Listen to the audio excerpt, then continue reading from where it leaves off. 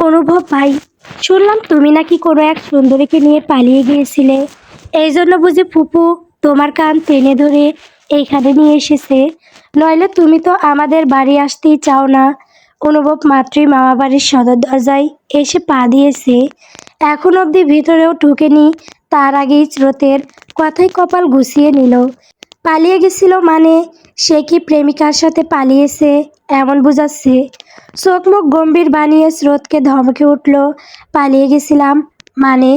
স্রোত ঠোঁট উল্টে দিয়ে বলল, তাই তো শুনলাম। তা মেয়ে দেখতে কেমন? সুন্দরী। তা জেনে তুই কি করবি? স্রোত দুই হাত কোমরে গুজে মুখে ভাব রেখে বলল, বাহ রে, আমি হচ্ছি এ গ্রামের সবচেয়ে সুন্দরী মেয়ে।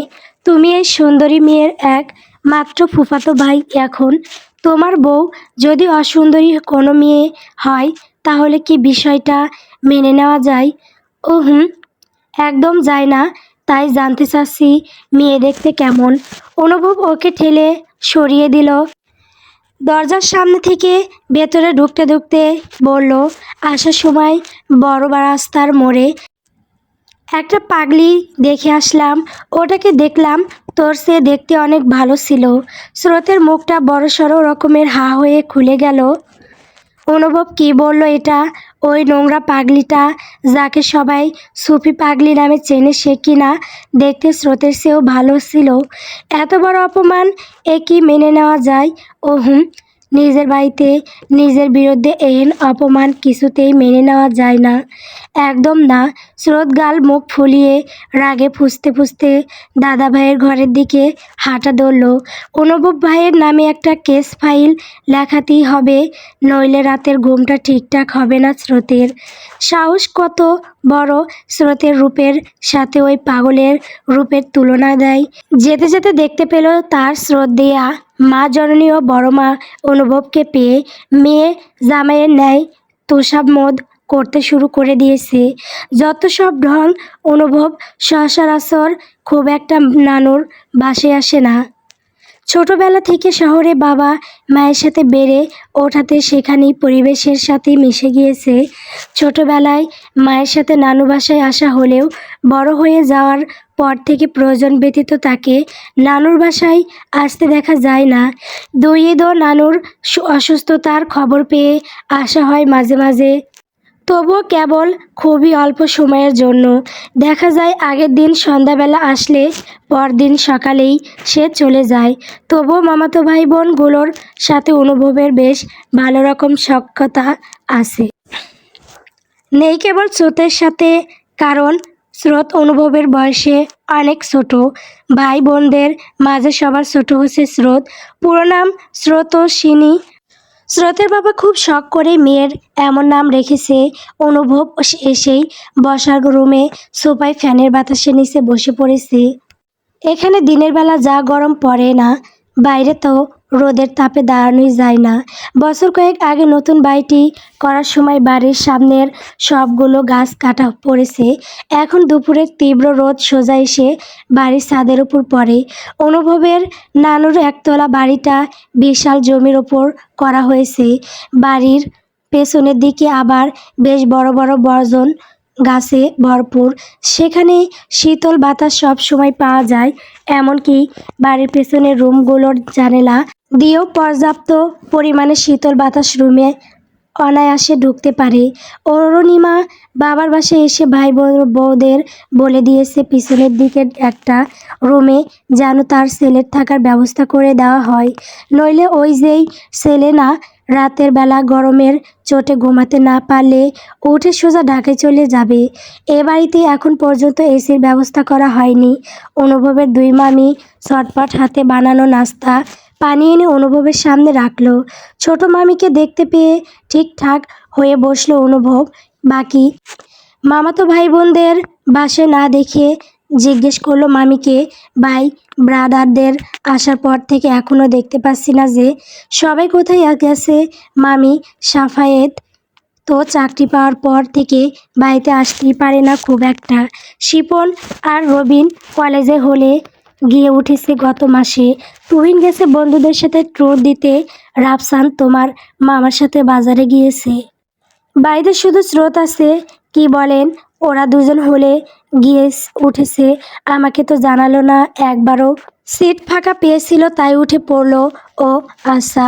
স্রোতের আম্মু অনুভবকে খেতে বলে রান্নাঘরের দিকে গেল। অরুণিমা ততক্ষণে ফ্রেশ হয়ে এসে ছেলের পাশে বসলো, মুখে হাসি রেশ তুলে বলল, তোর নানুর সাথে দেখা করেছিস? তুই এসেছিস শুনে কত খুশি হয়েছে। যা বাবা, দেখা করে আয়। অনুভব একটা আপেল হাতে তুলে নিয়ে নানুর রুমের দিকে অগ্রসর হলো। এ বাড়িটা চতুর্ভুজাকৃতিতে গড়ে তুলেছে ওর মামারা। চারদিক থেকে রুমগুলো তোলার ফলে বাড়িটার মাঝখানে ছোট একটা উঠোন তৈরি হয়েছে। উঠোনের বাম পাশে মাঝখানের রুমটাতেই অনুভবের নানু থাকেন। অনুভব গিয়ে দরজায় নক করতেই ভেতর থেকে ওর নানু বলল, এসো নানা ভাই, এসো। অনুভব হাসি মুখে রুমের ভেতর প্রবেশ করলো।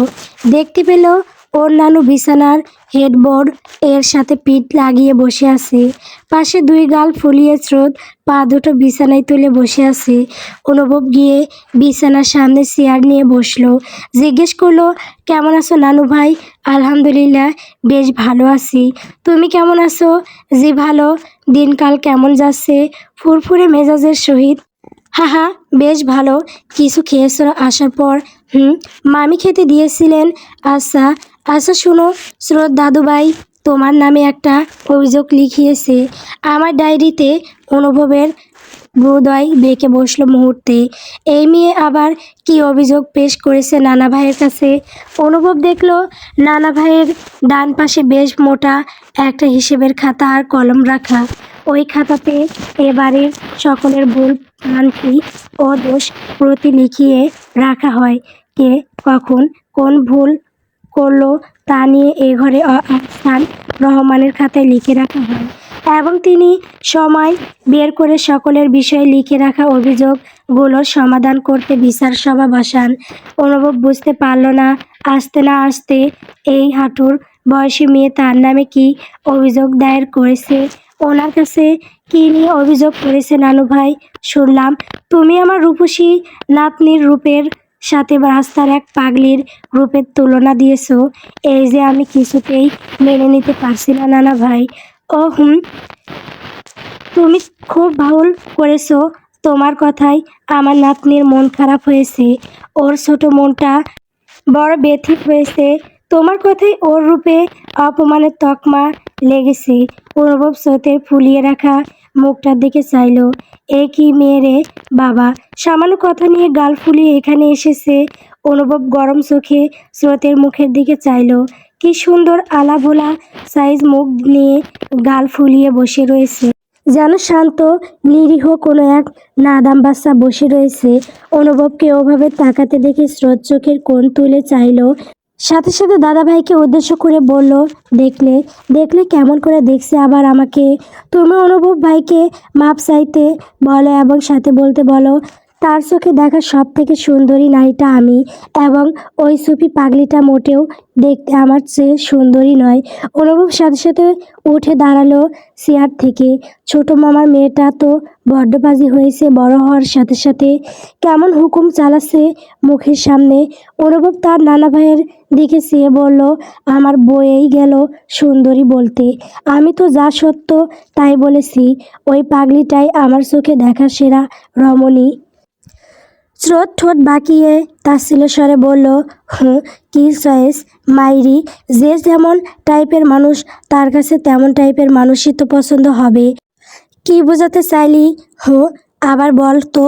স্রোত বিছানা থেকে নেমে চলে যেতে যেতে বলল, ওই তোমাকেও সবাই মাথার তার কাটা অনুভব বলে ডাকে, তাই বোঝাতে চাইলাম।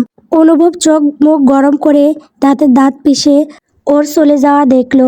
কত বড় সাহস এইটুকু আন্ডার সাইজের মেয়েও তাকে মাথার তার সেরা বলে উপাধি দেয়। একে তো অনুভব দেখে নেবে।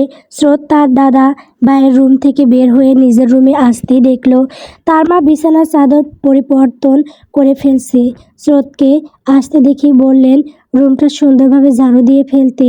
স্রোত তার মাকে খুব ভয় পায়। মহিলা একটু রাগী দাসের আছেন, তাই কথা না বাড়িয়ে পুরো রুম পরিষ্কার করে ঝাড়ু দিয়ে ফেললো। স্রোতের বালিশ নিয়ে পাশের রুমে রেখে এসে আলমারি থেকে নতুন বালিশ বের করে বিছানায় রাখতেই স্রোত তার মাকে জিজ্ঞেস করলো, এ কি মা, তুমি আমার বালিশ নিয়ে আপুর রুমে রেখে এলে কেন? এখানে অনুভব থাকবে আজ থেকে, তুই আর তোর ফুফি শ্রেয়ার রুমে থাকবি এই কয়েকদিন। শ্রেয়ার রুমটা তো আপাতত খালি পড়ে রয়েছে। স্রোতের কপালে বিরক্তির রেখা দেখা গেল। সে এই কয়েকদিন তার রুম ছেড়ে অন্য রুমে গিয়ে থাকবে মানে, আর তার রুমটাই এসে দখল করবে ওই বদমাইশ অনুভব, যে তাকে আসার সাথে সাথে পাগলের চেয়েও খ্যাত বলে অপমান করেছে। তুমি অনুভব ভাইকেই ওই রুমে থাকার ব্যবস্থা করে দাও। আমি আর ফুপি এখানে থাকবো না। তোর আপুর রুমের ছাদের ওপর কড়া রোদ এসে পড়ে। সারা বেলা অনুভবকে আমি ওই রুমে থাকার ব্যবস্থা করে দেব কিভাবে? তার চেয়েও ও এখানে থাকুক কয়েকটা দিন। স্রোত বুদ্ধি দেখিয়ে মায়ের কাছে বলে বসলো, সেজন্যই আমাকে আর ফুপিকে এখানে থাকার ব্যবস্থা করে দাও। ফুপির বয়স বেড়েছে না, ফ্যানের বাতাসে কি তার শরীর ঠান্ডা হবে সব সময়? স্রোতের আম্মু কপাল ভাঁজ করে মেয়ের দিকে চাইলেন। উনি খুবই কম কথা বলতে ভালোবাসেন, তাই মেয়েকে ধমকে দিয়ে বললেন, এত কথার কি আছে? ছেলেটা এমনিতেই আমাদের বাসায় এসে থাকে না, এখন এসেছে, ও এই রুমে থাকলে তোর সমস্যা কি? আমি কি তোকে বাড়ির বাইরে রাখছি নাকি? তুই এমন কেন বলতো? কখনোই মেহমান দেখলে খুশি হতে পারিস না, কারো ভালো মন্দ বোঝার চেষ্টা করিস না, একদম বাপের মতো মাথা মোটা হয়েছিস। আমি কখন মেহমান দেখে মন খারাপ করলাম? মা, এমন বলো কেন? শখে বলি মেহমান এসেছে, তার মানে তুই খুব খুশি তাই না? তাহলে তাদের খাতির করতে রুম বদল করতে তোর এত সমস্যা কেন হবে? যা বই খাতা নিয়ে শেয়ার রুমে গিয়ে থাক কয়েকদিন। স্রোত গাল ফুলিয়ে বই খাতা আর প্রয়োজনীয় জিনিসপত্র নিয়ে রুম ছাড়লো। সবার আগে সে তার সাজগোছের আইটেমগুলো নিয়ে সরিয়ে রাখলো শ্রেয়ার রুমে।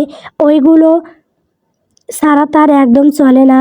একবেলা স্রোত না খেয়ে থাকতে পারবে, কিন্তু মুখের পাউডার, চোখে আয়নালা, মাস্কারা, ঠোঁটে লিপস্টিক ব্যতীত 1 মিনিটও সে থাকতে পারবে না। নিজেকে তখন নিজের কাছে স্রোতের ফকিন্নি লাগে। এই আপনারা ফকিন্নি বোঝেন? মাগরিবের আজান পার হয়ে গেলেও আজ আর স্রোত পড়ার টেবিলে গিয়ে বই নিয়ে বসলো না, কারণ আজ অনেক দিন পর তার ফুপি অরুণিমা তাদের বাসায় বেড়াতে এসেছে। সাথে এসেছে তার একমাত্র গুণধর ছেলে অনুভব মির্জা। পুরো পরিবারের মানুষদের মাঝে একটা আলাদা আমেজ দেখা যাচ্ছে।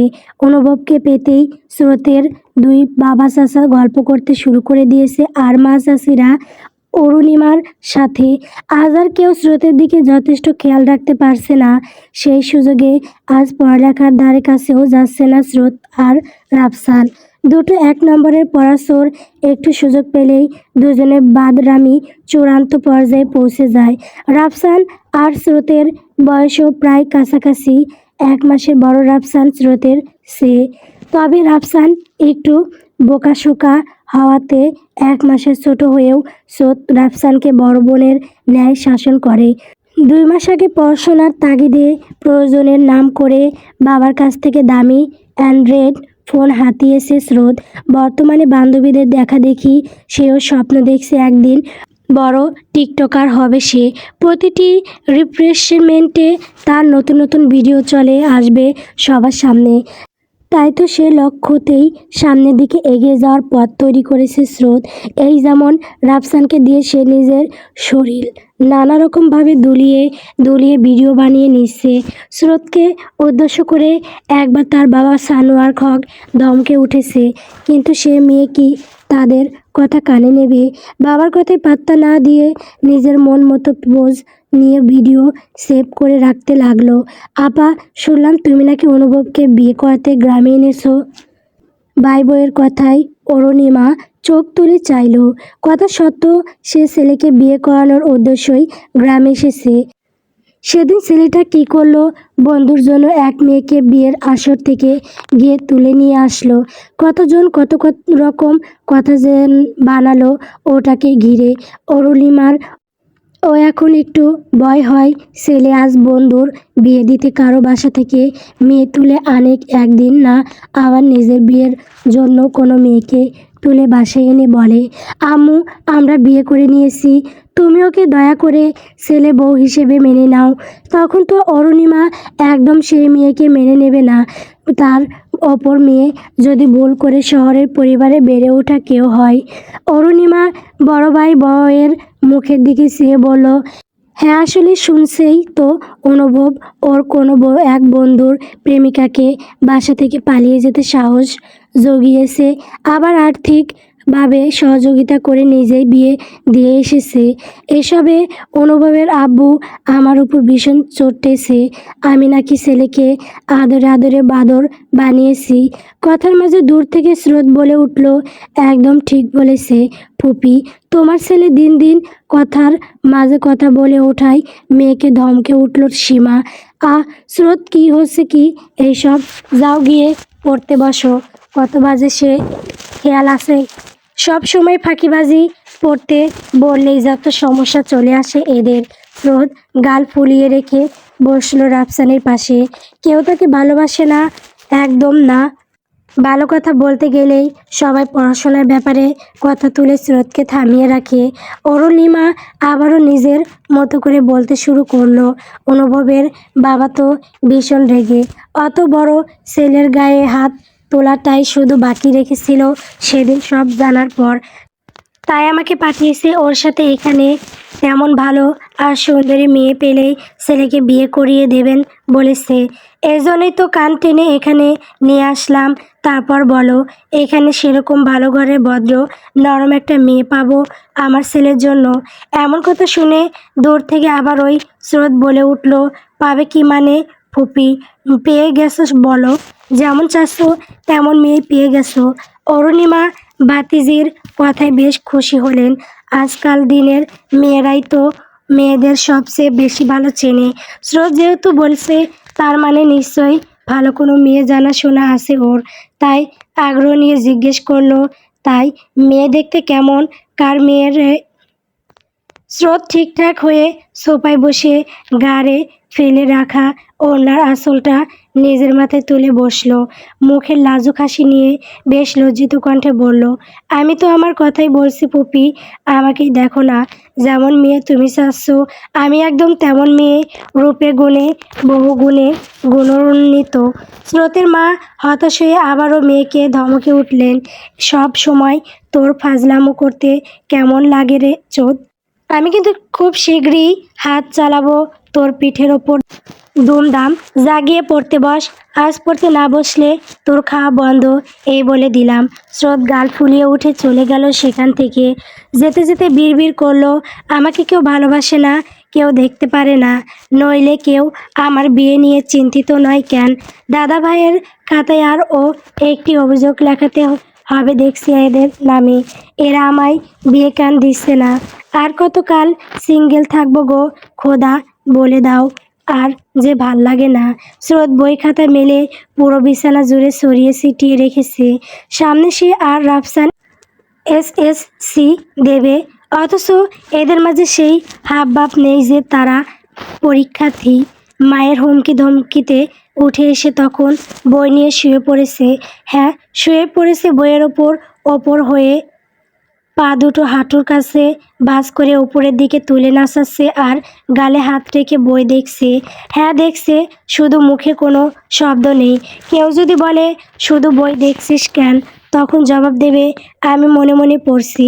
জোরে পড়লে আমার মুখ ব্যথা করে, মাথা ব্যথা করে। সীমা তো এসব শুনে মেয়েকে বকাঝকা করে শেষ পর্যন্ত। তবু এই মেয়ে সবসময় এভাবেই পড়বে। স্রোতের আবার ব্রেন খুবই সচল বলা যায়, অল্প একটু দেখলেই পড়াগুলো সে বুঝে নিতে পারে। সেদিকে রাফসান আবার হাবলা, সারাদিন মিলেও এক সাবজেক্টের পড়া তার আয়ত্তে আনতে পারে না, ব্রেন কাজ করে না। স্রোত বলে দিয়েছে, তোর এত পড়তে হবে না, আমি যখন ভাইরাল হয়ে যাব তুই হবি আমার অ্যাসিস্ট্যান্ট, আমি তোকে মাসে হাজার হাজার টাকা বেতন দিব। রাফসান বিশ্বাস করে তার বোন একদিন নামকরা কন্টেন্ট ক্রিয়েটর হবেই হবে। আহা, অরুণিমা বিশ্রাম নিতে এসে দেখলো তার ভাতিজি বিছানা জুড়ে বই খাতা মেলে শুয়ে আছে। এগিয়ে এসে একপাশে বসে বলল, এইভাবে বসেছিস কেন? আর পড়ছিস কই দেখি আমি? বইয়ের মাঝে মাঝে প্রশ্ন করি, তুই পারিস কি না? স্রোত খুশি হয়ে উঠে বিছানায় ভালোভাবে বসলো। রসায়ন বইটা এগিয়ে দিতে দিতে বলল, শোনো ফুপি, আমি যদি তোমার সব প্রশ্নের উত্তর দেই তাহলে তুমি আমার একটা কাজ করে দেবে প্লিজ। অরুণিমা বই খুলতে খুলতে বলল, কী কাজ রে? স্রোত আস্তে আস্তে ফিসফিস করে বলল, দাদুকে বলে আমার কোথাও একটা বিয়ের ব্যবস্থা করে দাও না প্লিজ। আমি বরের সাথে কাপল ব্লগ করতে চাই। আজকাল সবাই বরের সাথে কাপল ব্লগ করতে শুরু করেছে, আমিও করতে চাই। আমার এই হেল্পটা করে দাও না। আমি প্রথম ভিডিওর ডলারগুলো তোমায় উপহার দিয়ে দেব। পাক্কা? অরুণিমা ও ভাতিজির কথা শুনে হাত বাড়িয়ে ওর কান টেনে ধরল। আস্তে করে মুখে হাসি আটকে রেখে ধমক দেওয়ার ন্যায় বলল, খুব শখ না বিয়ে করার? তোর বিয়ের বয়স হয়েছে, ঘরের কাজকর্ম কিছু পারিস? ফাজিল মেয়ে। শ্রেয়তা কত সভ্য ছিল, আর তুই এ কার মতো হয়েছিস? ফাজিল একটা। আমি আমার মতোই হয়েছি। স্রোত শুধুই এক পিস। এই এক পিসটাকে তুমি ছেলের বউ হিসেবে নিয়ে নাও না, তাহলেই তো দ্রুত আমার বিয়েটা হয়ে যায়। বিয়ের পর আমি খুব ভালো ছেলের বউ হব। অনুভবকে বলবো তোর এইসব পাকনামি কথা বার্তা। স্রোত অরুণিমার হাত থেকে নিজের কানটা ছাড়িয়ে নিয়ে বালকভাবে বসে বলল, আমি তো মজা করছিলাম ফুপি। অনুভব ভাইকে বলার কি আছে? হে হে হে হে। আমার জন্য রাজকুমার আসবে গো ফুপি, রাজকুমার আসবে। বাবা বলেছে রাজকুমারের হাতেই আমাকে তুলে দেবে। তোমার এই গন্ডগোল মার্কা ছেলেকে বিয়ে করব কোন দুঃসুখে? তুই আমার সামনেই আমার ছেলে নামে বদনাম করছিস। না, গুণ গাইছি গো। রাখো বই রাখো, চলো খেতে যাই। ঘুম ঘুম লাগছে আমার। বলেই বিছানা থেকে উঠে বাইরে চলে গেল স্রোত। কিচেনে গিয়ে একটা প্লেটে খাবার তুলে নিল পছন্দ মতো। তারপর কিচেন ক্যাবিনেটের ওপরে বসলো পা তুলে, সেখানে বসে খাওয়া শুরু করলো। স্রোতকে ওভাবে বসে খেতে দেখে ওর বড় চাচার স্ত্রী শামীমা এসে বলল, এখানে বসেছিস, তোর মা দেখলে তোকে পিটাবে। মার একটাও মাটিতে পড়বে না।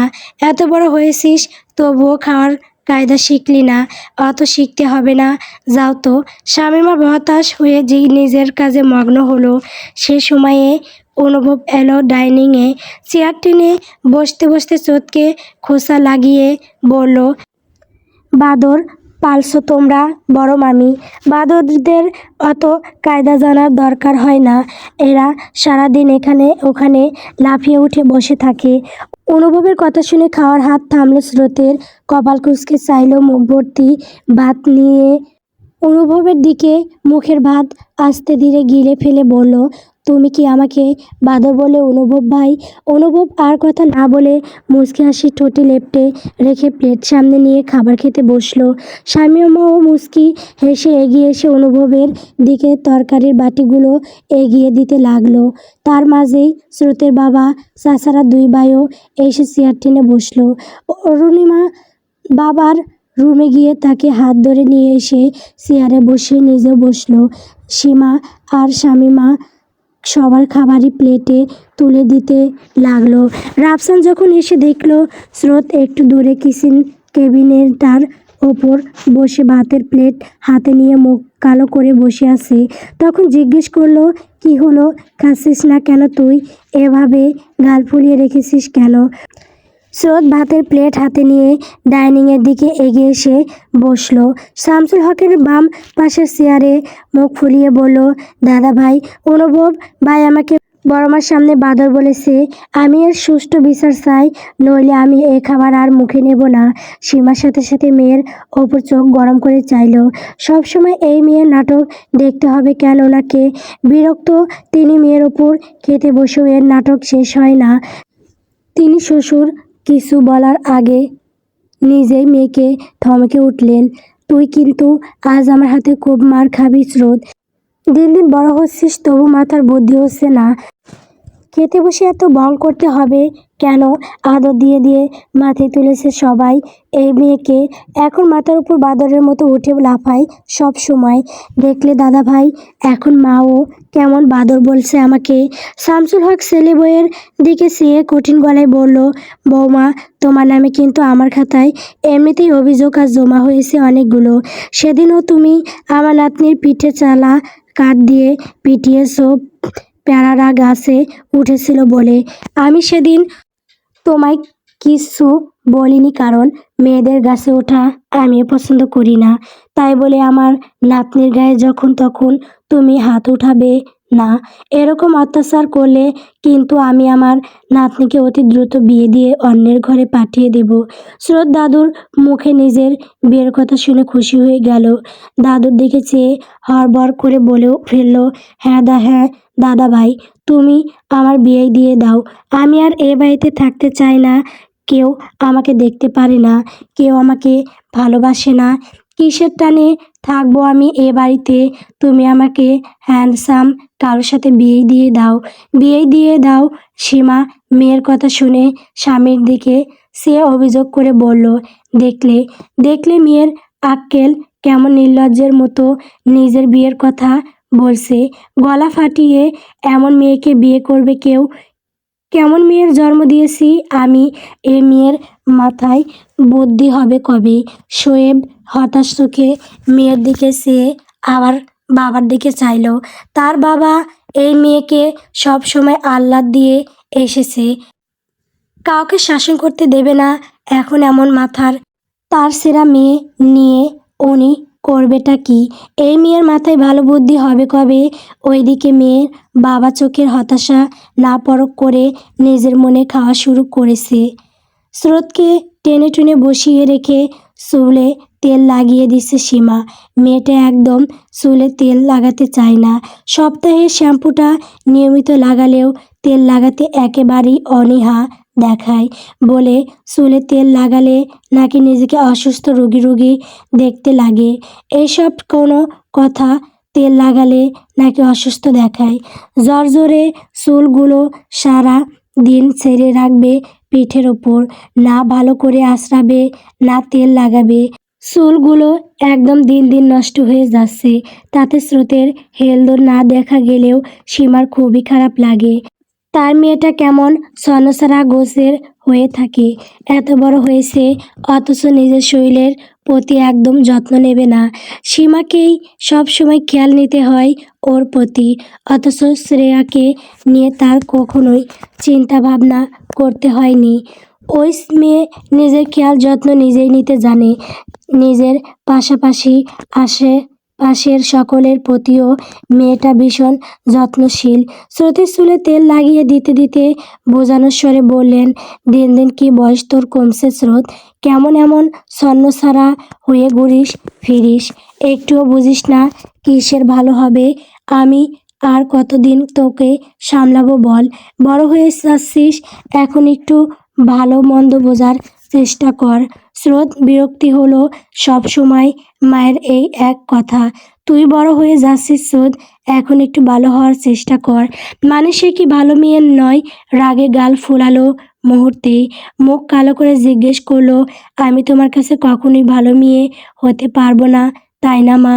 শ্রেয়া আপুই তোমার ভালো মেয়ে, তুমি ওকে নিয়েই থাকো, আমাকে তোমার দরকার নেই। বলতে বলতে মায়ের হাতের কাছ থেকে উঠে লম্বা লম্বা পা ফেলে রুমের বাইরের দিকে এগিয়ে যেতে লাগলো। তা দেখে সীমা চেঁচিয়ে উঠল, এই যাচ্ছিস কেন? অর্ধেক চুলে তেল লাগানো বাকি রয়েছে, লাগাবো না আর? তুমি লাগাও বসে। ফাজিল মেয়ে, শোন এদিকে। কে শুনে কার কথা? চলে গেল সেখান থেকে। তার ঘুম পেয়েছে সেই কখন। এতক্ষণ জোর করে টেনে বসিয়ে চুলে তেল লাগিয়ে দিচ্ছিল। সারা পেয়ে চলে এলো বিছানার কাছে, একপাশে শুয়ে সেভাবে ঘুমিয়ে পড়ল। অরুণিমা ছেলের বিছানা ঠিক করে দেখে এসে স্রোতের পাশে ফাঁকা জায়গায় ঘুমিয়ে পড়ল। মেয়েটার চুলগুলো খোলা রেখে ঘুমিয়ে আছে, যার ফলে চোখে মুখে চুল লেপ্টে রয়েছে। সেদিকে চেয়ে অরুণিমা হতাশ শ্বাস ফেলল। তার ছোট ভাইয়ের ছোট মেয়েটা এমন অবুঝদার হয়েছে।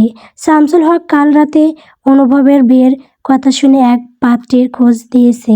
পাত্রী তার এক চাচাতো ভাইয়ের ঘরের নাতনির। পাত্রীর বাবা চাচাদের তিনি ভালোভাবে চেনেন, জানেন, তাই মেয়েকে ওই পাত্রীর খোঁজ দিয়েছেন। অরুণিমাও বাবার কথা শুনে আজ দেখতে যেতে চাচ্ছেন মেয়েটাকে, কিন্তু সমস্যা হলো অনুভবকে বলার সাহস পাচ্ছে না তিনি। ছেলে যদি রেগে যায় মেয়ে দেখতে যাওয়ার কথা শুনে, রাগলে রাগুক, তবুও উনি যাবেন মেয়ে দেখতে। ছেলের বউ না নিয়ে তিনি এবার গ্রাম ছাড়বেন না। দুই ভাই বউদের বললেন অনুভবকে একটু মানাতে। অরুণিমা জানে তার ছেলে মামিদের সাথে তর্ক করবে না, মামিদের কথা সহজে ফেলতে পারবে না। তুহিনের মা গিয়ে অনুভবকে জানালো তারা আজ এক আত্মীয়র বাড়ি একটু ঘুরতে যাবে। অনুভব যেন সাথে যায়। অনুভব বুঝল না মায়ের কারসাজি, তাই রাজি হলো। যেহেতু মামাতো ভাইয়েরা কেউ বাসায় নেই, একা বাসায় বসে থাকার চেয়ে কোথাও গিয়ে ঘুরে আসা ভালো। অনুভব যাবে শুনে অরুণিমা খুশি হলো, সবাইকে তৈরি হতে তাগাদা দিল সকাল থেকে। স্রোত মেয়ে দেখতে যাবে শুনে মহা খুশি। যাক, অবশেষে বাড়িতে একটা বিয়ের আমেজ আসবে। শ্রেয়ার বিয়েটা তো হুট করে হয়ে গেল। সেই বিয়েতে স্রোত একদম মজা করতে পারেনি। এবার যেহেতু তারা ছেলেপক্ষ হবে, তাই আনন্দ ডাবল। কারণ বিয়েতে কনেপক্ষর চেয়ে ছেলেপক্ষদের ক্ষমতা থাকে বেশি। মানে স্রোত যা মনে করে আর কি। সকাল সকাল মেয়ে দেখতে যাবে শুনে নিজের রুমে এসে আলমারি খুলে জামা বের করছে একটার পর একটা। কোনটা পরে যাবে তা নিয়ে চিন্তিত। আপাতত অনুভবকে রুমে দেখা গেল না। তখন একটু আগে রাফসান এসে ডেকে ঘুম থেকে তুলেছে অনুভবকে। মহারাজা সকাল 11টা পর্যন্ত নাক ডেকে ঘুমায়। ওটার ঘুমের জন্যই এখন লেট করে যেতে হচ্ছে, নইলে সবাই দুপুরের আগেই চলে যেত। খট করে ওয়াশরুমের দরজার শব্দ হতেই স্রোত চমকে চাইল সেদিকে। অনুভব মাত্রই শাওয়ার নিয়েছে, সারা শরীর এখনো জ্বলে ভেজা, কোমরের সাথে শুধু সাদা টয়েলে জড়ানো। আপাতত গায়ে শার্ট টি শার্ট কিছুই নেই। মাথার চুলগুলো ভিজে কপালের উপর লেপ্টে রয়েছে এলোমেলো হয়ে। তা দেখে স্রোত লজ্জা পেয়ে চোখে হাত চেপে পেছন ঘুরে গেল। মুখে হা হতাশ করে বলল, সিসি আস্তাগফিরুল্লাহ, এ কি দৃশ্য দেখলাম গো খোদা। স্রোতের এই নাটক দেখে সকাল সকাল মেজাজ চটে গেল অনুভবের। ব্যঙ্গ করে বলল, এমন ভাব করছিস যেন আমার অন্দরমহল দেখে নিয়েছিস তুই। স্রোত পিছন না ঘুরে বলল, তুমি দেখাতে চাও নাকি? কই দেখি। অনুভব দাঁত পিষে ধমকে বলল, থাপড়ে গাল লাল করে দেব বিয়াদব। এখানে এসেছিস কেন? স্রোত পিছন ঘুরে ব্রু কুঁচকে কোমরে হাত রেখে বলল, ও হ্যালো, এটা আমার রুম। আমি যখন তখন এখানে আসতে পারি। বাজে না কথা না বলে কী কাজে এসেছিস তা করে বিদায় হ। স্রোত একটা জামা হাতে তুলে নিয়ে যেতে যেতে বলল, যাবই তো, বসে বসে কি তোমার শুরুত দেখব। অনুভব এসে দরজা লক করে ব্যাগ থেকে শার্ট প্যান্ট বের করে শরীরে চাপালো। রাফসানের হাতে নিজের ফোনটা দিয়ে বিভিন্নভাবে ছবি উঠিয়ে নিচ্ছে স্রোত। ব্যাঙের মতো লাফিয়ে লাফিয়ে পুরো বাড়ির আনাচে কানাচে দাঁড়িয়ে নিজের ছবি ভিডিও বানিয়ে নিচ্ছে। পাত্রী দেখতে বাড়ির মেয়ের বউয়েরাই যাবে, সাথে রাফসান আর শামসুল হকও যাবে।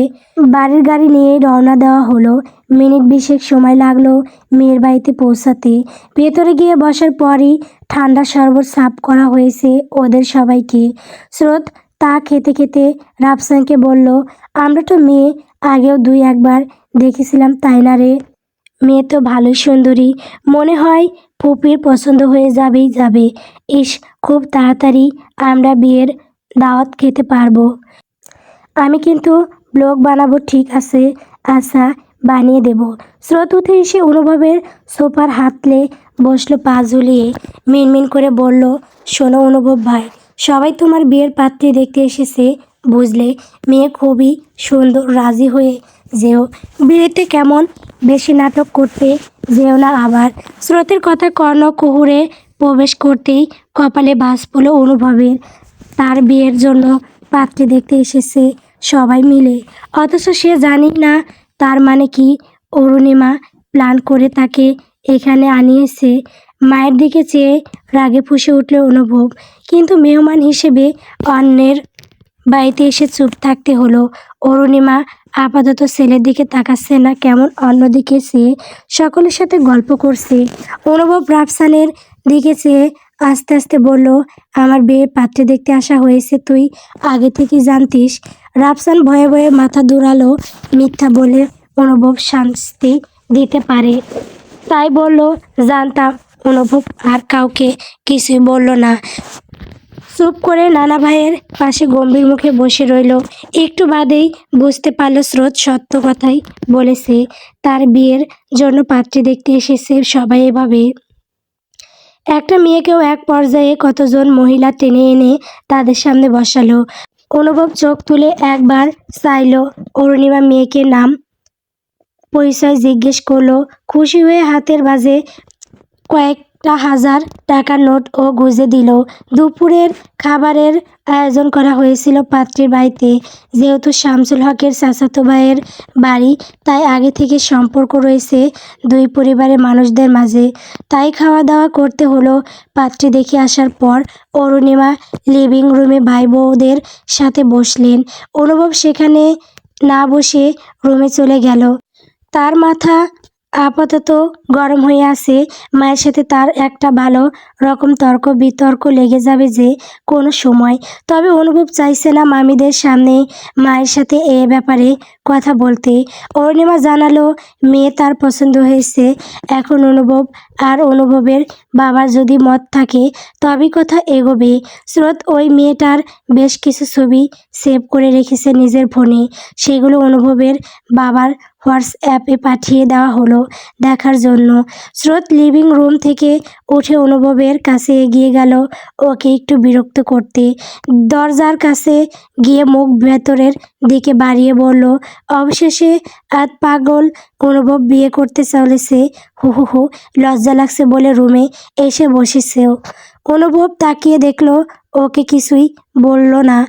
অনুভবকে শান্ত দেখে স্রোত এগিয়ে রুমে প্রবেশ করে কাছে এসে ঠোঁট ভাঙিয়ে বলল, যাই বলো, আমি কিন্তু তোমার বউয়ের চেয়েও বেশি সুন্দরী। কি কপাল তোমার, আমার মতো সুন্দরী মেয়েও তোমার কপালে জুটলো না। আহা আহা, অনুভব হাত বাড়িয়ে খপ করে ধরল স্রোতের ঘাটটা। পিছন থেকে বিছানা থেকে উঠে স্রোতের পিছনে দাঁড়িয়ে দাঁত পিষে বলল, খুব মজা নিচ্ছিস তাই না? আমার সামনে দাঁড়িয়ে আমাকে আধ পাগল বলছিস, আর তুই ভাবলি কীভাবে আমি ওই চোখে টেরা মেয়েকে বিয়ে করব? দেশে মেয়ের অভাব, চোখ আবার টেরা কোথায়? ঠিকই তো দেখলাম তোদের চোখে পড়বে না।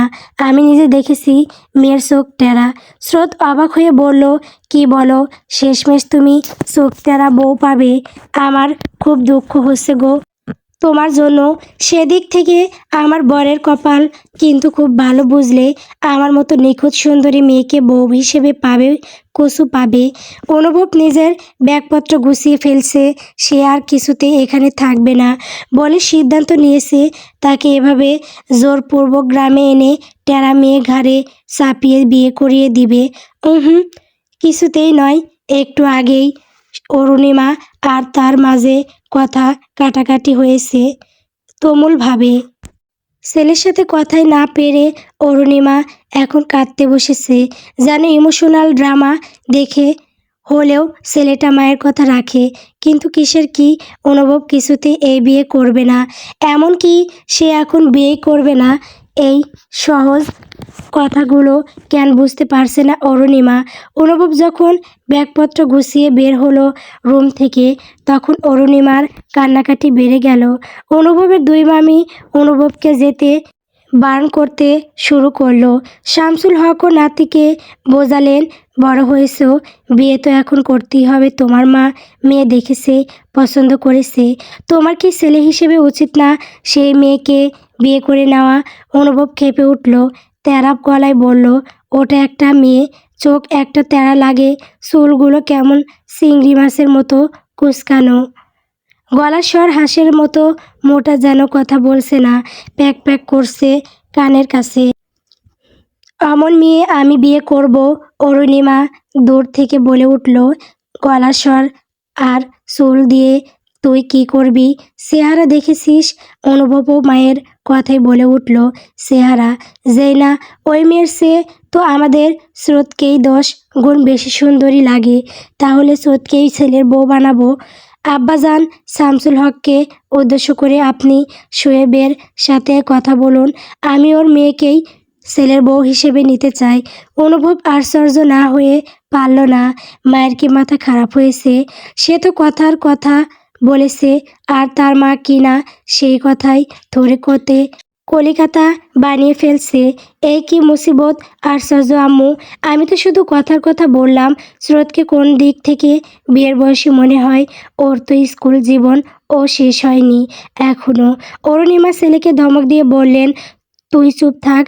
আর 2 মাস পরেই এসএসসি দিয়ে ফেলবে। আমার যখন বিয়ে হয়েছিল তখন আমি কেবল 8ম শ্রেণীর ছাত্রী ছিলাম। ওফ, মেজাজ খারাপ করে দিও না তো। সেই যুগ আর এই যুগ কি এক হলো? অনুভব স্রোতের মায়ের দিকে চেয়ে বলল, মামি, আপনি কি আপনার মেয়েকে এই অল্প বয়সে বিয়ে দিতে চান? সীমা কিছু বলতে পারল না। সে আপাতত ফাঁকা মস্তিষ্কে চেয়ে চেয়ে দেখছে সব। শামসুল হক অনুভবের দিকে চেয়ে বললেন, প্রস্তাব মন্দ নয় বটে। আমার মেয়ের ঘরে আমার নাতনি গেলে সুখেই থাকবে। আমি ওর চঞ্চলতা নিয়েই চিন্তিত ছিলাম। মেয়েটা সেই সহজ প্রকৃতির, কেমন না মানুষের হাতে তুলে দেই। আমার আর চিন্তা থাকবে না। বিয়েটা তোমার সাথে হয়ে গেলে আমি আমার ছেলের সাথে কথা বলবো। অরুণিমা, সামাদকে কল করে জানিয়ে দাও তুমি। অরুণিমা খুশি হয়ে বলল, আচ্ছা আব্বা, আমি আজকেই আসতে বলি অনুভবের বাবাকে। যত দ্রুত বিয়েটা দেওয়া যায় ততই মঙ্গল। আমি এই ছেলেকে নিয়ে বড় চিন্তিত। ঘরে বউ গেলে আমার অন্তত চিন্তা কমবে। হ্যাঁ হ্যাঁ, জানিয়ে দাও। ওদের কথা বার্তার মাঝেই সীমা গেল ঘরের দিকে। মেয়েটার বিয়ে নিয়ে তিনি আপাতত কিছু ভাবতে পারছে না। তার মেয়ের বয়স অল্প, কোথায় কোনো কথা বলতে হবে সেই জ্ঞানটুকু পর্যন্ত এখনো হয়নি। এত অল্প বয়সে মেয়েটার বিয়ে, তাছাড়া শোয়েব কি মেয়ে বিয়ে দিতে রাজি হবে? ওনার চিন্তা ভাবনাকে উড়িয়ে দিয়ে শোয়েব মেয়ে বিয়ে দিতে এক কথায় রাজি হয়ে গেল। নিজের বোন জামাই ভাগ্নিকে তো তার চেয়ে ভালো অন্যরা জানবে না। এমন ছেলের হাতে মেয়ে তুলে দিয়ে তিনি নিশ্চিন্ত থাকবেন। অরুণিমাকে সামাদের সাথে বিয়ে দেওয়ার পর এতগুলো বছরের 2 কথা হয়নি কখনো। তাদের সন্তান হয়ে অনুভবও নিশ্চয় ভালোই ঘর সংসারী হবে। এখন যদিও একটু বেপরোয়া গোছের আছে, তবে বিয়ের পর ঠিক হয়ে যাবে। নেশা বুং বাং করতে তো আর দেখা যায় না অনুভবকে। শুধু একটু রাগটা বেশি, আর হুটহাট কারো বিপদে ঝুঁকি নিয়ে সাহায্য করতে চলে যায়। এমন ছেলেই বা আজকাল কোথায় পাওয়া যাবে? সবাই এমনভাবে বিয়ের তোড়জোড় শুরু করে দিল যে অনুভব আর বিয়েটা আটকাতে পারল না কোনোভাবে। নিজেদের ছেলে মেয়ের মাঝে বিয়ে হবে বলে 2 দিন পরই বিয়ের দিন তারিখ ঠিক করা হলো। এই 2 দিনে সব আত্মীয় স্বজনদের দাওয়াত করতে হবে আর বিয়ের শপিং করতে হবে। স্রোত যখন জানলো তার বিয়ে ঠিক হয়ে গেছে তখন সে চিন্তিত হওয়ার বদলে খুশি হয়ে গেল। সারা বাড়ি ঘুরে ঘুরে গান গাইতে লাগলো, আমার বিয়ে, ওহো আমার বিয়ে, অবশেষে আমার বিয়ে, ও আমার বিয়ে। মেয়ের মা মেয়ের বিয়ের পর চলে যাবে সেই শখটাও আগে থেকে পালন করতে পারল না মেয়ের কর্মকাণ্ডে। মেয়েটা সবাইকে না হাসিয়ে ছাড়ে না, তবুও ক্ষণে ক্ষণে মেয়ের বিয়ের পর মেয়ে দূরে যাবে এই ভেবে দুঃখ অনুভব করলো। বড় মেয়েটার সাথে তো 3 বছর ধরে তার সম্পর্ক নেই বললেই চলে। অরুণিমা ছেলে আর স্বামী নিয়ে ফিরে গেছে। ওখানেও আয়োজন করতে হবে দ্রুত হাতে। স্রোতের বিয়ের কথা শুনে টুইন ট্যুর ফেলে বাসায় চলে এসেছে। সাফায়েত আর রবিন ও পড়াশোনা ফেলে চলে এসেছে। বাড়িতে উৎসব মুখর পরিবেশ সৃষ্টি হয়েছে। কাছের দূরের আত্মীয় স্বজন সকলেই ধীরে ধীরে চলে আসতে শুরু করেছে। দাওয়াত পেয়ে শ্রেয়ার অনুপস্থিতি অনুভব করে সীমা আর ও ভেঙে পড়ল। সবাই এসেছে বিয়েতে, আনন্দ করছে, অথচ তার বড় মেয়েটা নেই। মেয়েটার নাম বাবা চাচা শুনতেই চায় না। কেন যায় ভালোবেসে পালিয়ে বিয়ে করতে গেল। সীমা সাহস করে শ্বশুরের কাছে গিয়ে একবার অনুভব করলো শ্রেয়াকে মানিয়ে নিয়ে বিয়ের দাওয়াত করতে। শামসুল হক হতাশ গলায় বলল, ছেলেরা যে আমার কথা রাখবে না বৌমা, তোমার মেয়ের বাবা যে বড় দুঃখ পেয়েছে মেয়ের অমন কাজে। পেলে পুষে বড় করা মেয়েটা যখন বাবা মায়ের অবাধ্য হয়ে যায় তখন যে কলিজা পুড়ে ছাই হয়ে যায়। সীমা বুঝলো তার মেয়ের ছোট বোনের বিয়েতে আসা হবে না বুঝি। স্রোত একবার এসে মায়ের পাশে বসে কাঁধে মাথা রেখে বলল, আপুর কথা মনে পড়ছে খুব মা, আমার বিয়েতে আমার আপুই নেই। তোর আপু সুখের উল্লাসে মেতেছে আমাদের রেখে গিয়ে। আমাদের কথা যখন ও একবার ভাবেনি, আমাদেরও ওর কথা ভাবার দরকার নেই। মায়ের মন সবার সামনে কঠিন হলেই কি ভেতরের নরম মনটা বরফ হয়? হয় না? ভেতর ভেতর মেয়ের জন্য বুকটা হাহাকার করতে থাকে। স্রোতের চাচাতো মামাতো ভাইয়েরা মিলে বাড়িটা ফুলে ফুলে সাজানোর চেষ্টা করছে। বাইরে ডেকোরেশন করতে লোক এসেছে। সব কিছুই দ্রুত করতে হচ্ছে। অনুভবকে এখন যেভাবেই হোক বিয়ের জন্য রাজি করানো গেছে। 2 দিন পর যদি আবার বেঁকে বসে তখন তার চেয়ে আগে বিয়ে হয়ে যাক। বিয়ের পর স্রোত এসএসসি দিবে এখান থেকে। যেহেতু অরুণিমার ও অনুভব ব্যতীত আর সন্তান নেই, তাই স্রোত যে ফুপির কাছে আদরে যত্নে থাকবে এ ব্যাপারে কোনো সন্দেহ নেই। অনুভব বিছানার সামনে হতভম্ব হয়ে দাঁড়িয়ে আছে। সে অল্প বয়সী মেয়ে বিয়ে করে কি এক মুসিবতে ফেঁসে গেছে। স্রোত বিছানায় বসে হাঁটুতে মাথা ঠেকিয়ে মৃদু শব্দে কেঁদে যাচ্ছে। শেষ রাত থেকে অনুভব কান্না থামানোর জন্য নানা রকম চেষ্টা চালিয়ে যাচ্ছে। সে তখন থেকে কিছুতেই কান্না বন্ধ করতে না পেরে আপাতত সে হতাশ হয়ে দাঁড়িয়ে দাঁড়িয়ে তার নববধূর কান্না দেখছে। আমার মাথায় ব্যথা করছে অনুভব ভাই, আমি একটু পরেই ফার্মেসি গিয়ে মেডিসিন এনে দেব। এখন যেইটা দিচ্ছি এটা খেয়ে ফেল, শরীর ব্যথা কমে যাবে। একটা তো একটু আগেই খেলাম, এটাও খেতে হবে। ওটা জন্মনিরোধক পিল ছিল, আমি ওটা খাবো না। ওষুধ খেতে ভালো লাগে না আমার। অনুভব বিরক্ত হলো বটে, দাঁত চেপে বলল, তাহলে কানের কাছে বসে কাঁদতে পারবি না একদম? অনুভবকে ধমকে কথা বলতে দেখে স্রোত তেলে বেগুনে জ্বলে উঠল যেন। তেরসা গলায় বলল, তোমার জন্যই এসব হয়েছে। এখন আমাকে একদম মেজাজ দেখাবে না, সহ্য হচ্ছে না আমার তোমাকে। যাও এখান থেকে, সরিয়ে গাল লাল করে দেব। বেয়াদব স্বামী হই আমি তোর, বুঝেছিস? সম্মান দিয়ে কথা বলবি আমার সাথে। বয়ে গেল তোমাকে আমার স্বামী মানতে। খারাপ লোক একটা। তোমাকে ভালো ভেবেছিলাম কিন্তু তুমি আসলে নির্লজ্জ বদ প্রকৃতির একজন ছেলে। কিভাবে পারলে ওইসব করতে ছোট বোনের সাথে? লজ্জা করলো না তখন? অনুভব বন্ধ দরজার দিকে একবার চাইলো। এই মেয়ের সেই গলা বারবারে এইসব কথা না কেউ আবার শুনে নেয়। মান সম্মান আর রইবে না কারো কানে গেলে। তুই কি আজ এভাবেই ঘরের দরজা বন্ধ করে বসে থাকবি সারাদিন? অনুভবের কথায় স্রোত গোল গোল চোখ বানিয়ে বলল, তো এই মুখ নিয়ে আমি কিভাবে ড্যাং ড্যাং করে বাইরে যাব সবার সামনে? আমার কি লাজ বলতে জিনিসটা নেই নাকি? ও, লাজ আছে বুঝি তোর?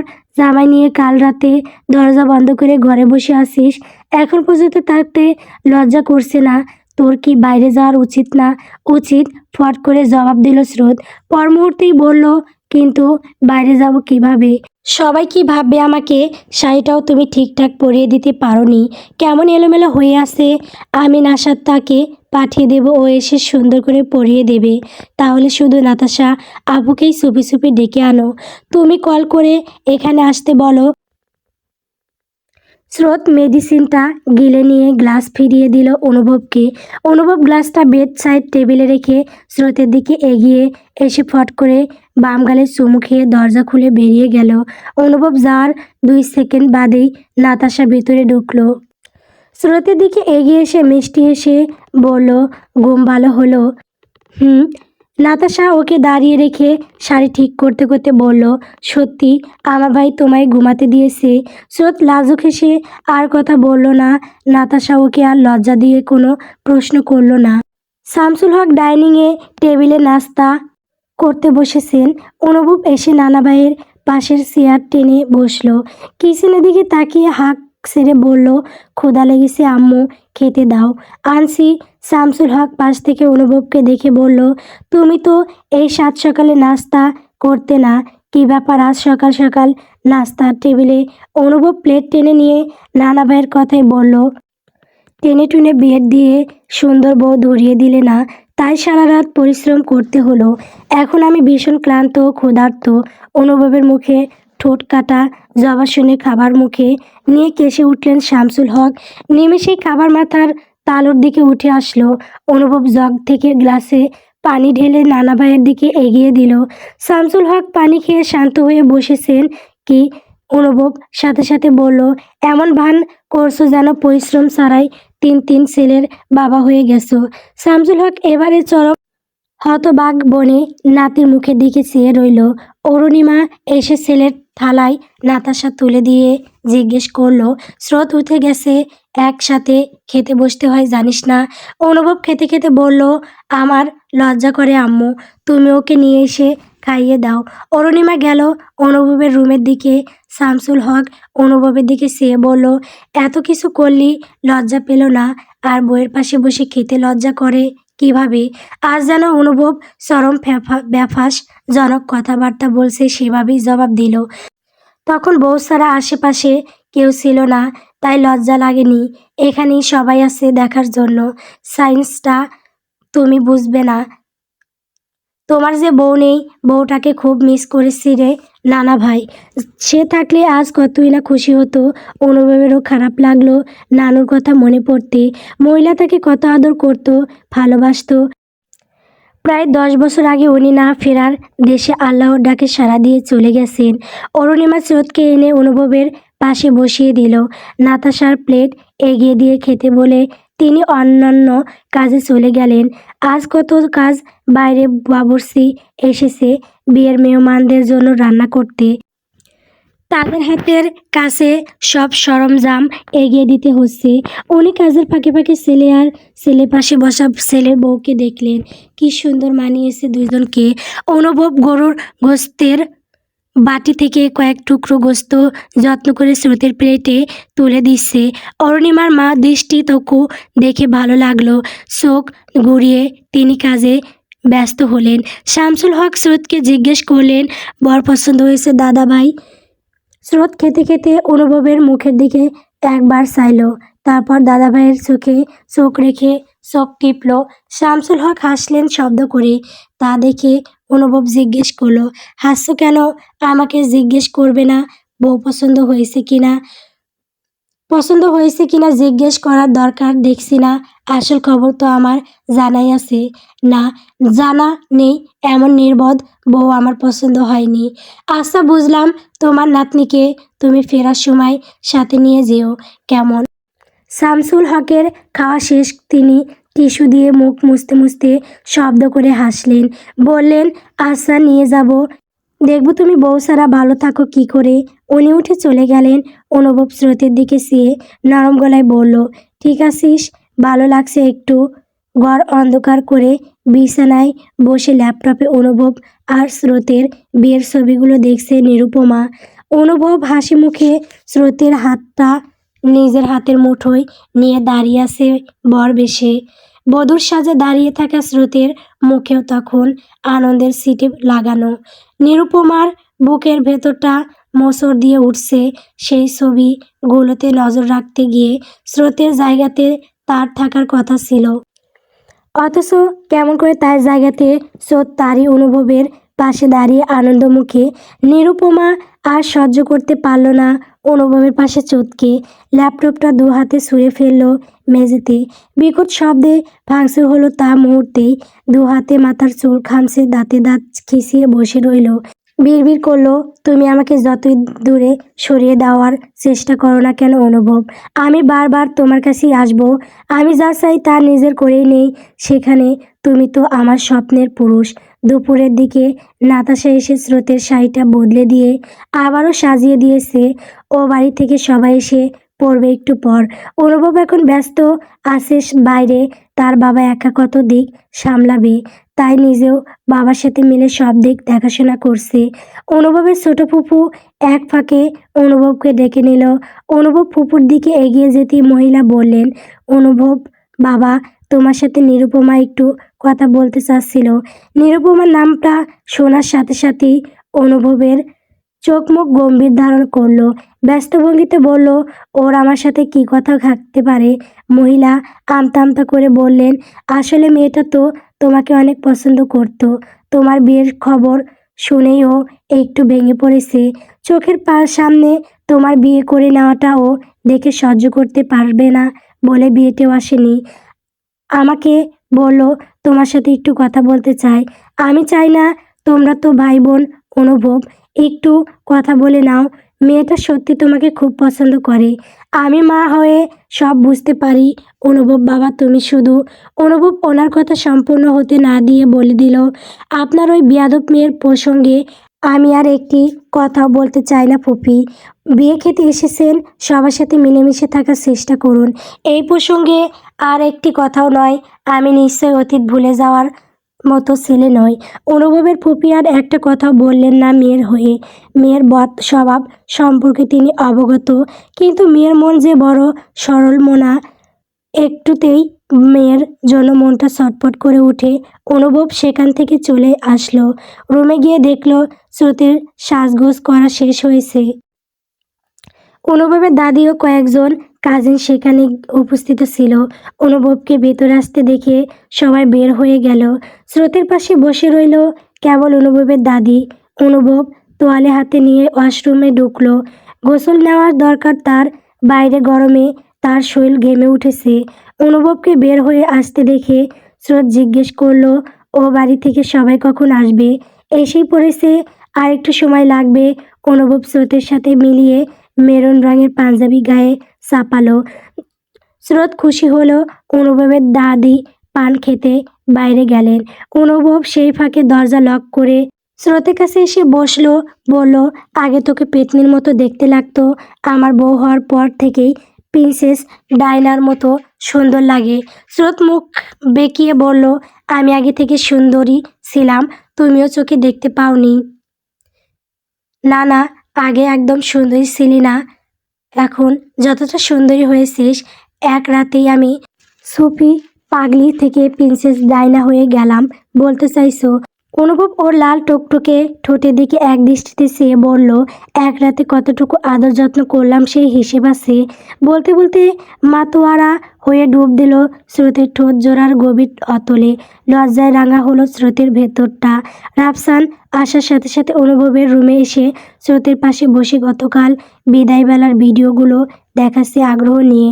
স্রোত সেখান থেকে বেশ কিছু মোমেন্টস এর শর্ট ভিডিও বানিয়ে নিজের আইডিতে লাগাতে আদেশ করলো। এরপর উঠে ও বাড়ি থেকে আসা সবার সাথে দেখা করে নিল। খাওয়া দাওয়ার পূর্ব চকিয়ে বিকেলের দিকেই সবাই মেয়ে আর মেয়ের জামাই নিয়ে গ্রামের উদ্দেশ্যে রওনা দিল। আশেপাশের বাড়ি থেকে সবাই স্রোত আর অনুভবকে দেখতে আসলো। স্রোত বুঝে পেল না এভাবে তাকে দেখতে আসার কি আছে। রোজই তো দেখে, বিয়ের পর কি তার রূপ আসলেই বেড়েছে নাকি? স্রোত তো নিজের বাড়ি ফিরে খুব খুশি। একটা দিন গিয়ে ও বাড়িতে থেকে কেমন দম বন্ধ হয়ে আসছিল। নিজের বাড়িতে নিজের রুমে চেনা বিছানায় গা এলিয়ে দিতে শান্তি অনুভব করলো। গতকাল রাতে একটু ঘুমাতে পারেনি। আর সারাদিনের হই হুল্লোড়ে আর গাড়ি জার্নিতে বেশ ক্লান্ত স্রোত একটুতেই ঘুমিয়ে পড়ল। অনুভব তখন তুহিনের সাথে বাইরে ঘুরতে তুরতে গিয়েছিল। রাত 10টায় বাড়ি ফিরে দেখলো সবাই না খেয়ে অপেক্ষা করছিল। অনুভবকে দেখে তুহিনের বাবা বলল, মেয়ে জামাইয়ের অপেক্ষায় না খেয়ে অপেক্ষা করছি সেই কখন থেকে। কোথায় গেছিলে দুজন? এই তো সামনেই, চলুন খেতে বসি। শামিমা আর সীমা সবাইকে খেতে দিল। সীমা আগ্রহ নিয়ে মেয়ের জামাইয়ের প্লেটে তরকারি তুলে দিচ্ছে। অনুভব বারণ করলো, বলল, আর দিয়েন না মামি, আমি নিজেই নিয়ে নেব দরকার হলে। সীমা তা শুনল না। এতদিন বাঙ্গিনে থাকলেও এখন অনুভব তার মেয়ের জামাই। একটু আদর আদর ব্যাপার লুকিয়ে আসে না শাশুড়ির মনে? অনুভব আশেপাশে স্রোতকে না দেখে জিজ্ঞেস করলো, মামি স্রোত খেয়েছে? ও দুপুরে তেমন ভালো করে খেতে পায়নি। আমি আসার পর একবার খাইয়ে দিয়েছিলাম, এখন খেতে আসতে বলতে গিয়ে দেখি মেয়ে ঘুমিয়ে পড়েছে, তাই ডাকিনি। ও খাওয়া শেষ। অনুভব মামাদের পাশে বসে গল্প করলো। ভিতর ভিতর তার লজ্জাও করলো শোয়েবের সাথে কথা বলার সময় হাজার হোক মামা থেকে শ্বশুর বনে গিয়েছে স্রোতের ছোট ছোট যমজ দুই খালাতো বোন এসে অনুভবের কোলে উঠে বসে আছে। অনুভব ওদের চকোলেট খাওয়ার টাকা দিয়ে স্রোতের রুমে চলে এলো এক ফাঁকে।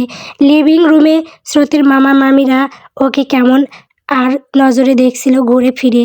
রুমে এসে বিছানায় এগিয়ে স্রোতের পাশে শুয়ে পড়ল। পিছন থেকে স্রোতকে জড়িয়েও রাখলো। স্রোত নড়ে চড়ে উঠে বসলো বিছানায়। অনুভবকে পাশে রেখে জিজ্ঞেস করলো, কখন এসেছো? তুমি খেয়েছো? মাত্রই খেয়ে আসলাম। ঘুম হয়েছে? বলতে বলতে স্রোত উঠে ফ্রেশ হয়ে নিল। শাড়ি বদলে একটা থ্রি পিস পরে নিল। তা দেখে অনুভব বলল, শাড়িতেই ভালো লাগছিল, এখন কেমন জানি বউ বউ লাগছে না। স্রোত ওর কথা মুখ ভেঙচিয়ে বেরিয়ে এলো সেখান থেকে। খেয়ে দিয়ে কাজিন মহলদের সাথে বসে গল্প করতে শুরু করলো। অবেলায় ঘুমানোর ফলে এখন আর চোখে ঘুম লাগছে না, তবু রুমে ফিরে আসলো। অনুভব বিছানায় শুয়ে শুয়ে ফোন স্ক্রল করছে। স্রোত ড্রয়ার থেকে নিজের ফোনটা বের করে অনুভবের পাশেই শুয়ে পড়ল। অনলাইনে এসে দেখলো বিয়ে উপলক্ষে তাকে সবাই শুভকামনা জানিয়ে পোস্ট ও মেসেজ করেছে। স্রোত সেগুলোর রিপিটি জবাব লিখলো ধীরে সুস্থে। এক সময় অনুভব ওর ফোনটা খপ করে নিজের হাতে টেনে নিল। বলল, দেখি কেমন ভিডিও বানাস তুই, বলেই সেগুলো দেখতে দেখতে রিমুভ করে দিল। স্রোত ক্ষেপে উঠে নিজের ফোন কেড়ে নিতে চাইল। অনুভব তা দিল না, ফেসবুক আইডিটা লক করে ফেললো। অপরিচিত বন্ধুদের ফ্রেন্ড লিস্ট থেকে রিমুভ করলো। স্রোত সমানে বলছে ফোনটা ফিরিয়ে দিতে। অনুভব নিজের মতো স্রোতের ফোনটা ঘেটেই দেখছে। টিকটক আইডিটা অ্যাক্টিভ করে ফেললো। এবার স্রোতের কান্না পেল, গুনগুনিয়ে কেঁদেও ফেলল। অনুভব সেদিকে পাত্তা না দিয়ে এবার ইনস্টা অ্যাকাউন্টে ঢুকলো। সবগুলো থেকে স্রোতের ভিডিও ডিলিট দিয়ে ফিরল স্রোতের দিকে। ফোনটা ফিরিয়ে দিয়ে বলল, পাবলিককে আমার বইয়ের অশালীন অঙ্গভঙ্গি দেখাতে আমি প্রস্তুত নই। আমি শালীনতা বজায় রেখে ভিডিও বানিয়েছিলাম, আমি সেগুলো দেখতে দিতে নারাজ। আমার বউকে শুধু আর শুধু আমি দেখব। ফেসবুকেও আজ থেকে ছবি আপলোড করতে দিব না। যেভাবে আইডি সেট আপ করে দিয়েছি সেভাবেই ফেসবুক ব্যবহার করতে হবে, নইলে ফোন চালানো বন্ধ করে দিব। তোমার কথাই সব চলবে তো? আমি ভিডিও বানাবো। আচ্ছা আচ্ছা মানে বানাবি ব্যাস, কিন্তু কিন্তু কিন্তু সেগুলো পাবলিককে দেখানো যাবে না পোস্ট করে। শুধু আমি দেখব। আমি কন্টেন্ট ক্রিয়েটর হব। পড়াশোনা করে ক্রিয়েটর হওয়ার দরকার নেই, আরও অনেক পেশা আছে। আমার স্বপ্ন, ভালো স্বপ্ন দেখা উচিত। তুমি একটা জাতা। আমি দাদাভাইয়ের কাছে তোমার নামে FIR লেখাবো। তুমি আমার কেরিয়ার শুরু হওয়ার আগেই শেষ করে দিতে পারো না। আমি কি তোর দাদাভাইকে ভয় পাই? পাও না না? তুমি একটা অসহ্য। আচ্ছা আবার বলে আচ্ছা, তুমি আমার সাথে এরকমটা করতে পারো না। রাফসানকে দিয়ে আমি আইডি ব্যাক করে আনবো। ও কাল ব্যবস্থা করে ফেলবো। কি করবে? 2 ঘন্টা গাছের সাথে উল্টো করে ঝুলিয়ে রাখবো। শাশু তোমায় ঝুলিয়ে ফেলবে, তাই নাকি? খুব ভয় পেলাম। স্রোত আর জবাব দিল না, নাকি সুরে কাঁদতে বসলো আরাম করে। ঘড়ির কাঁটায় যখন রাত 2টো পার হওয়ার পথে অনুভব ওকে হ্যাকসা টানে নিজের বুকের ওপর ফেলল। স্রোত আর গাইগুই না করে ওভাবেই পড়ে রইল। স্রোতের মুখটাতে হাত বুলিয়ে দিতে দিতে অনুভব বলল, ফালতু ব্যাপার নিয়ে আমার সামনে কাঁদবি না কেমন? তোর দাদা ভাই হাজি মানুষ না? তোর নানাও তো হাজি হিসেবে পরিচিত। তার গ্রামে তাদের নাতনি হয়ে রং ঢং করে কেন ভিডিও বানিয়ে অনলাইনে পরিচিত হতে হবে? আশ্চর্য, এই অনুভবের কি পরিচিত কম নাকি, যে তার বউ হয়েও আলাদা পরিচয়ের জন্য অনলাইন ব্যবসা করতে হবে? আমি আছি না, আমি নিজে তোর পাশে থেকে আলাদা পরিচয় গড়ে দিব। তার জন্য ভালোভাবে পড়াশোনা করতে হবে তোকে। আজ থেকে এসব ভাবনা চিন্তা মাথায় আনবি না কেমন? স্রোত গাল ফুলিয়ে বলল, ঠিক আছে, কিন্তু তুমি আমার সাথে ভিডিও বানাবে, আমি নিজেই দেখব সেগুলো। আচ্ছা ঠিক আছে, এখন কাছে আয়।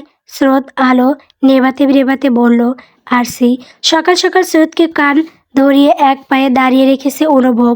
কান স্রোত ভুলে তার ব্রাশ রেখে অনুভবের ব্রাশ দিয়ে দাঁত মেজেছে। কাহিনী এখানেই সমাপ্ত নয়। অনুভবের সাথে আবার বেয়াদবিও করেছে নিজের ভুল স্বীকার না করে। ঘড়ি ধরে কাটায় কাটায় 30 মিনিট পর ওর মুক্তি মিলেছে। স্রোত দুই গাল ফুলিয়ে নাক ফুলে ফেঁপে তুলে ফুঁসছে ক্ষণে ক্ষণে। অনুভব তা দেখে ধমকে উঠল, এভাবে দেখছিস কাকে? চোখ নামা। চোখ নামা। স্রোত শুনল না, সেভাবেই চেয়ে থেকে জবাব দিল, তুমি আমার সাথে ভালো করলে না। আমি দাদাভাইয়ের কাছে নালিশ করব, সালিশ বসাবো। বলেছি না ভয় পাই না আমি তোর দাদাভাইকে, তোমাকে দেখে নেব আমি। সেই কখন থেকেই তো চোখের পলক না ফেলে চেয়ে চেয়ে দেখছিস, আর ও দেখার বাকি আছে। দরজা বন্ধ করে সব খুলে খুলে দেখাবো। দেখানোর বাকি রেখেছো কি? অনুভব তেতে উঠল ফের। দাঁত চিবিয়ে বলল, আবার বেয়াদবি। আজ থেকে আমি তোমার সাথে ঘুমাবো না। মুখে মুখ লাগিয়ে সব করতে পারো। আর আমি তোমার ব্রাশ নিয়ে দাঁতে মেজেছি তো কি হয়েছে? তাছাড়া আমি কি ইচ্ছে করে নিয়েছি নাকি তোমার ব্রাশ?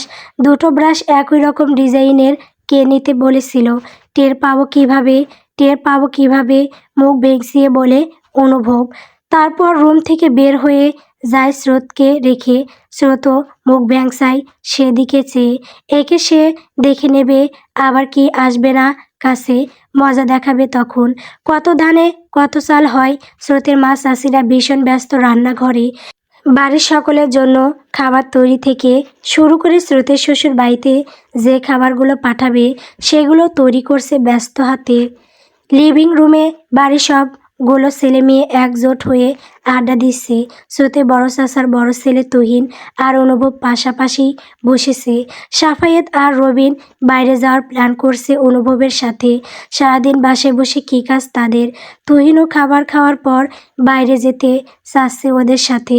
তখনই শামসুল হক এসে তুহিনের উদ্দেশ্যে বললেন, তারপর তুহিন ভাই, তোমার বিয়ের শাদির কী খবর? মেয়ে কি আমরা দেখা শুরু করে দেব?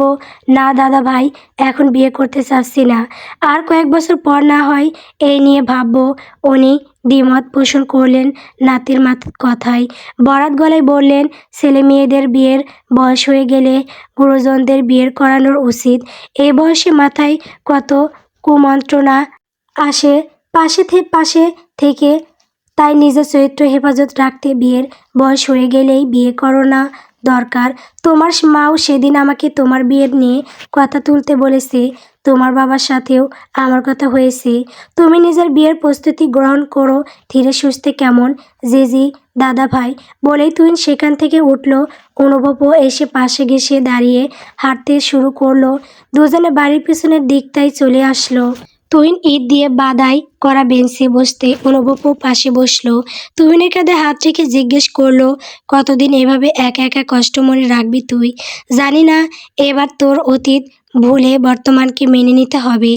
এভাবে কারোর জন্য নিজের জীবনের সাথে তুই হেলাফেলা করতে পারিস না। একবার কাউকে ভালোবাসার চেষ্টা করে তো আগে দেখতে হবে তুই পারিস কি না। তার আগেই ভয় পাচ্ছিস কেন? আমি বোধ হই আর অন্য কাউকে এতটা ভালোবাসতে পারবো না। অনুভবের কপালে গাঢ় বাজ পড়ল। ব্রু কুঞ্চিত করে জিজ্ঞেস করলো, কেন? কেন পারবি না তুই? তুই যাকে এতটা ভালোবাসলি সে কি তোর ভালোবাসা কখনো বোঝার চেষ্টা করেছে? করেনি তো। তোর ভালোবাসা পাওয়ার পরও বারবার পায়ে ঠেলে সামনে এগিয়ে অন্য কাউকে বেছে নিয়েছে। তাহলে তুই কেন ওকে বলতে পারবি না? কেন অন্য কাউকে ভালোবাসার চেষ্টা করিস না? এভাবে তোর নাটক মার্কা জীবন কতদিন চলবে? তুই কখনো কাউকে ভালোবেসেছিস? অনুভব থমকায়। এই প্রশ্নের জবাব সে দিতে পারে না। সে কখনো কোনো মেয়ের প্রতি ইন্টারেস্ট দেখায়নি। কত শত মেয়ে ওকে প্রেমের প্রস্তাব দিয়েছে ভার্সিটি লাইফে। অনুভবের একটা মেয়েকেও ভালো লাগেনি, কারো প্রতি আগ্রহ দেখায়নি। এই যে এখন সে মায়ের কথায় স্রোতকে বিয়ে করে নিয়েছে। স্রোতের সাথে জীবন শেয়ার করলো নিচ্ছে। এটা শুধু বৈবাহিক পবিত্র সম্পর্কের খাতিরেই। একটা প্রাপ্তবয়স্ক ছেলে বিয়ের পর বউ পাশে পেলে অবশ্যই শারীরিক চাহিদা পূরণের চেষ্টা করবে। অনুভবও তাই করেছে। অবশ্য স্রোতের সায় ছিল বলেই পেরেছে। কিন্তু তাই বলে কি অনুভব স্রোতকে ভালোবাসে? যদি ভালোই নাই বাসে তাহলে কেন স্রোতকে নিজের স্ত্রী হিসেবে গ্রহণ করে নিতে আপত্তি দেখায়নি? কেন কেন কেন অনুভব জানে না, বুঝতে পারছে না কিছু নিজে থেকে। অনুভবকে চুপ করে থাকতে দেখে তুহিন নিজে বলতে শুরু করলো, তখন আমি এসএসসি দিয়ে নানুর বাসায় এসেছিলাম ঘুরতে। কেন যেন বাড়ির সকলকে খুব মিস করেছিলাম। অথচ আমি কিন্তু বাড়িতেই থাকতাম দিনের পর দিন। মাত্র 2টো দিন গিয়ে নানুর বাসায় থাকার পর আর মন টিকলো না। ছেলে মানুষ, আমাদের ওভাবে নানুর বাসায় গিয়ে থাকাও হয় না। চলে আসলাম। বাড়ি ফিরে আম্মুকে বললাম, আমি তোমাদের মিস করছিলাম, তাই চলে আসলাম। আম্মু বকাঝকা করলেন, কেন এত দ্রুত ফিরে আসলাম? যাওয়ারই বা কী দরকার ছিল? বাড়ি ফেরার পরও কিছু ভালো লাগছিল না। ছোট আম্মু 2 মেয়ে নিয়ে বোনের বাসায় গিয়েছিলেন কয়েকদিনের জন্য। কি মনে করে ওদের ফিরে আসার প্রহর গুনতে থাকলাম। ওরা যেই কয়েকদিন বাসায় ছিল না, আমার কিছুই ভালো লাগছিল না। 4 দিন পর যখন ছোট আম্মু ফিরে আসলো, তখন ছোট আম্মুর সাথে শ্রেয়া আর স্রোতও ফিরে এলো। শ্রেয়া যখন ফিরে এলো বাড়িতে, আমার মনে হলো আচমকা ওকে দেখার পর থেকেই আমার মনটা খুশি হয়ে গেল, আনন্দে ভরে উঠল। তুই বিশ্বাস করবি নাকি জানি না, তবে আমি ওকে মিস করতাম। একই বাসায় থাকার পর ও মিস করতাম। দিনে দিনে ও বড় হয়ে উঠল, ভাই বোনদের মাঝে দূরত্ব বাড়ল। আগের মতো আর আমার সাথে কথা বলতো না, পাশে এসে হুটহাট বসতো না। আমি জানি ওটা বয়সের সাথে সব মেয়েই দূরত্ব বাড়ায় পুরুষদের নিকট হতে। তখন থেকে এক অযাচিত ভাবনা বিরল আমার মাথায়, যদি আমি ওকে নিজের বউ বানিয়ে ফেলি, তবে ও সব সময় আমার সাথে আর আমার পাশে থাকবে। আম্মুকে জানালাম সে কথা। আম্মু বলল, শ্রেয়া বড় হোক, বিয়ের বয়স হোক, তারপর উনি এ নিয়ে কথা তুলবেন।